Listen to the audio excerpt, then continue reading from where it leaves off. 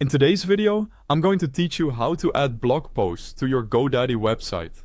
By the end, you'll know exactly how to place a blog section on your site so visitors can see your latest posts right where you want them. Start by signing into your GoDaddy account. Once you're in, head to your website dashboard. This is your central hub for managing everything on your site, and it's where you'll access the tools to make changes. Next, open the website builder by selecting Edit Website.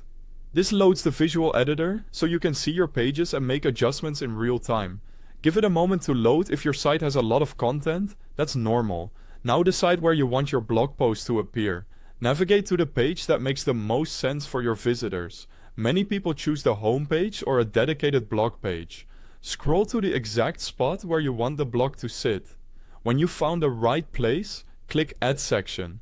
This tells the builder you're inserting a new content block at that precise location.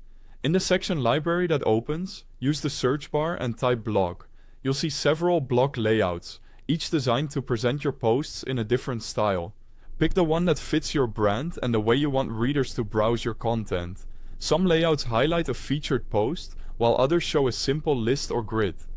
When you've chosen, click Add to drop that block section onto your page.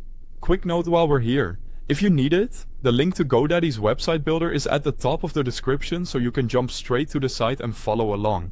If you're not already using GoDaddy, that link will get you to the right place to get started. Back in the builder, take a moment to review your layout.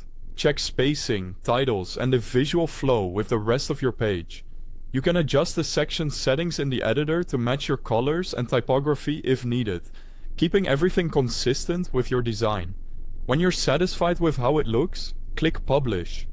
This pushes your changes live so your visitors can see your blog on your website immediately. If you don't click Publish, your edits will remain as drafts and won't appear to the public. That's it. Your blog section is now added and ready to showcase your posts.